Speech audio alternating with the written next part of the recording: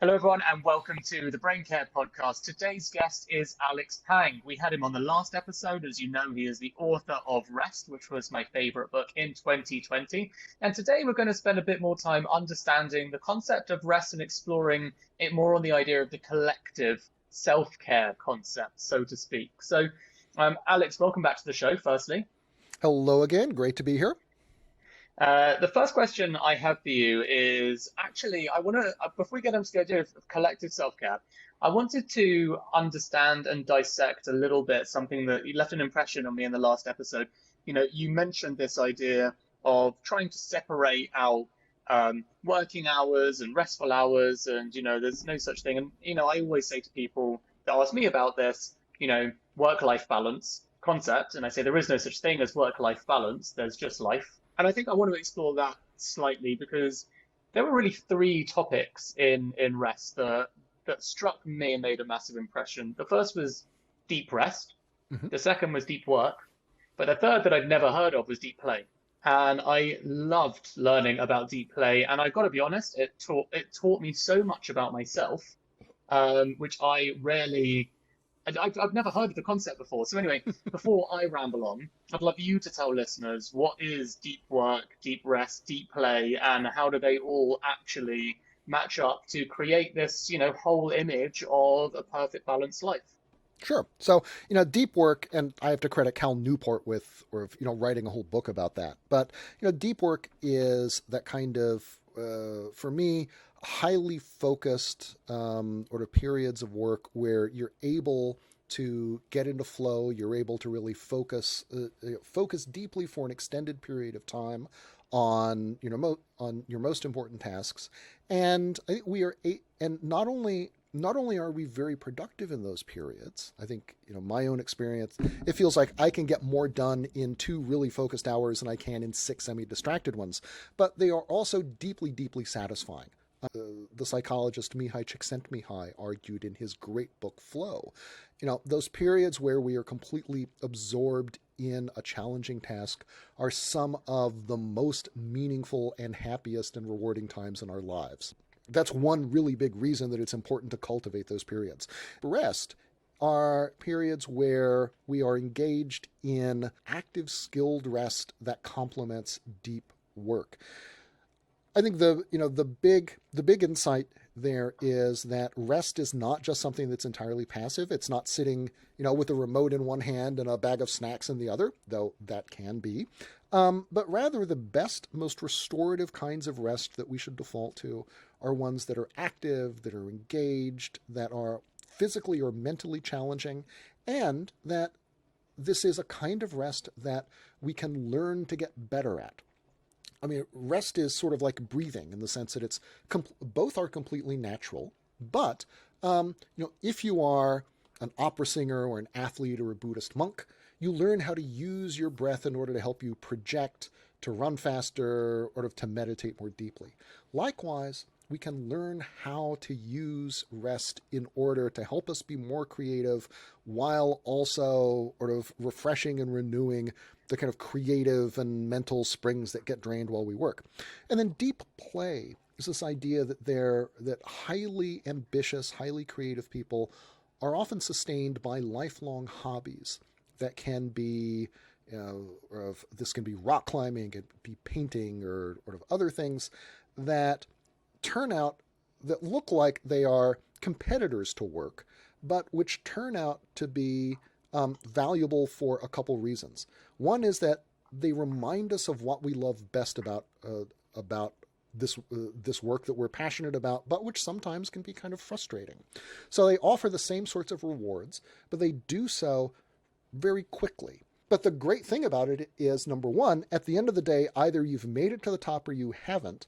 And number two, you don't have a mountaineering team from, IntelliCorp trying to, push you down the hill, down the mountain as you go. So it's all the stuff that's really engaging about your work without the downsides. And people who find that kind of deep play, I think, are people who who have higher degrees of emotional resilience. They're people who are more in touch with the things that they love about their work, And they are people who, very often I discover, have much longer creative lives, right? They don't burn out at 30 or 40. If you love what you do, and you can imagine doing it for a very long time, deep play is one of the things that will help make that possible. And it's interesting because you mentioned Burning Man in the book, and this was the thing that I've never really understood, and people always challenged me about it, which was when I work so hard during the year, why do I want to then go, and also from London, it's worth saying, slightly more difficult. Why do I want to go and spend 2 weeks in the desert? 1 week building a camp, the next week playing in it.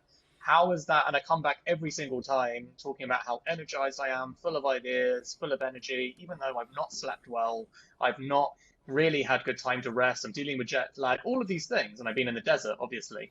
Um, and no one can ever understand it, myself included. And when I read your whole chapter on deep rest, I was like, oh my God, it literally makes all of the sense now. I literally understand why that replenishes all my energy levels. It's Right. truly fascinating. But sorry, but like a lot of the things you explain in your book, it's illogical. As in, on a practical level, it doesn't make sense. No, it does. It does seem counterintuitive, and it turns out that it is, it is the change of scene. It is being able to take yourself that completely out of your normal life and your normal world and normal routines that offer that is so deeply restorative, right? It's not just about having a kind of luxurious experience and doing nothing. These kinds of experiences that really, really take us out of ourselves turn out to be the ones often that are the most restorative and provide also provide the biggest creative boost. I guess the other side to this concept of rest, is you're talking, I guess, about individuality and collectivism, right? So it might be Mm-hmm. fine for, you mentioned a lot of these creatives or these geniuses, right? And people might hear that and think, well, you know, that's a one-man band, Picasso and Salvador Dali, and they can do what they want with their time. But I've got a maniac of a boss who won't be, I mean, it might be slightly different now. Everyone's working remotely and on Zoom, might be able to sneak in the odd Zoom. Sorry, the odd nap. You can definitely sneak in the odd Zoom, sadly.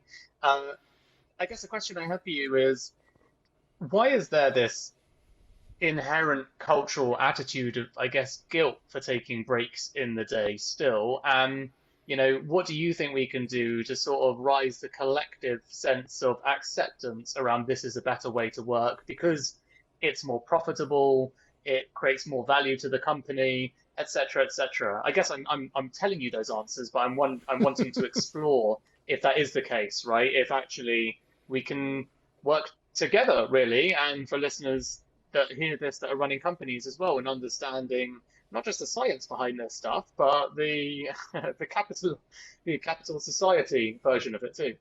Right. So, to answer the question of sort of the during the day question, it used to be the case, even sort of 20 or 30 years ago, that people were more serious about taking lunch breaks, or that in some companies there still was a little downtime in the afternoon where everyone could actually rest up and take a nap. And what has happened, I think, over the very the long secular trend has been for sort of break times, officially sanctioned ones particularly, to be sort of claimed back by capital in the interests of constructing a workday that consists of a long, unbroken period of unceasing toil. Right, the idea, to bring into the office the kind of system that existed in the assembly line, minus shutting down for lunch or doing other kinds of things.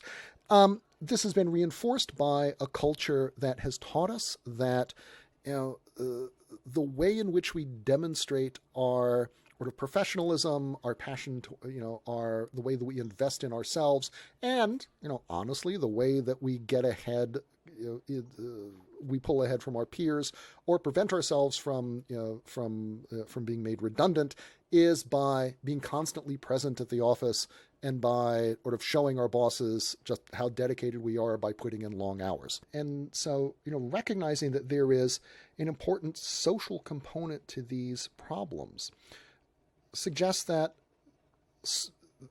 we can actually do a lot. We can get a lot of benefit by solving them all together, solving them collectively.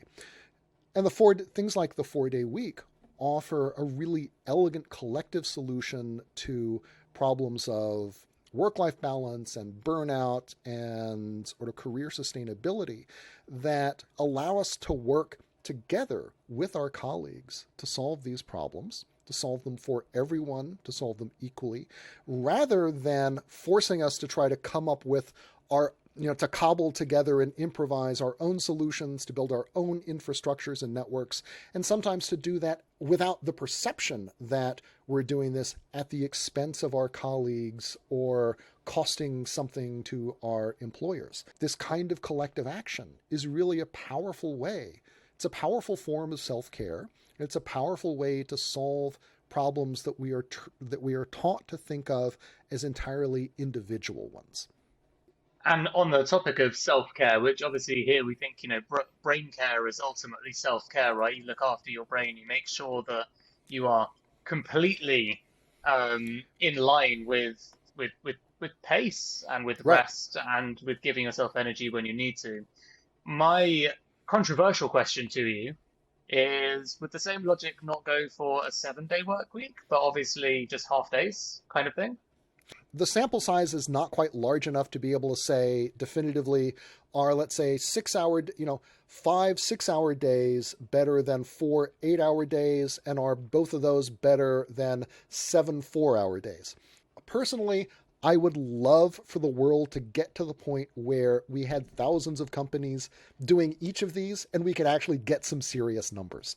At this point, I think that reduction from 40 or frankly very often 50 hours or more down to 30 or 32 hours represents such a dramatic improvement for virtually everyone who tries it that we have not yet gotten to the point where we have to start tweaking that model to figure out, okay, what's the next thing we can do to further improve productivity and further improve people's lives.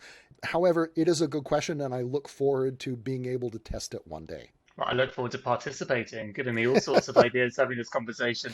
What would you say, from your perspective and your experience, are your top 3 tips for brain care from everything that you've learned?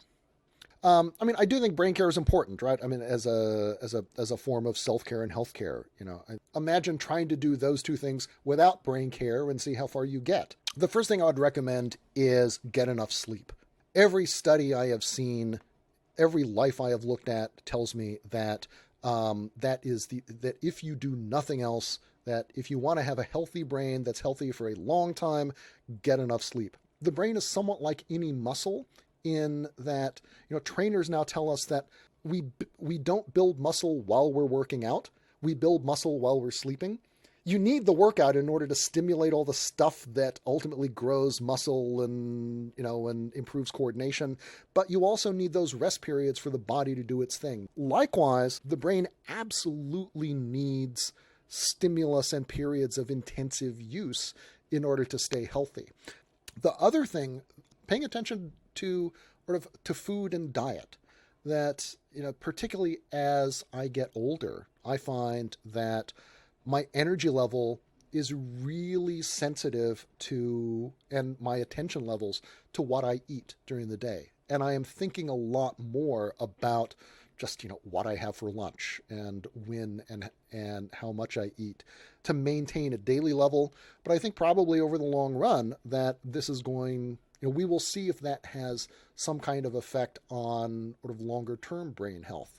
But I think we tend to discount or not think or pay a lot of attention to sort of the value of let's say a more protein and vegetable rich, less carb rich diet on on brain performance or mental acuity during the day. But I am recognizing now that actually is something that is well worth more attention. So those are the 3 things that I would recommend. Spot on, and very much speaking our language, brain nutrition obviously being a particular focus of interest here at Heights. So, Alex, thank you so much for coming on the show. It's been a pleasure again. Oh, thanks, Dan. Always great to be with you.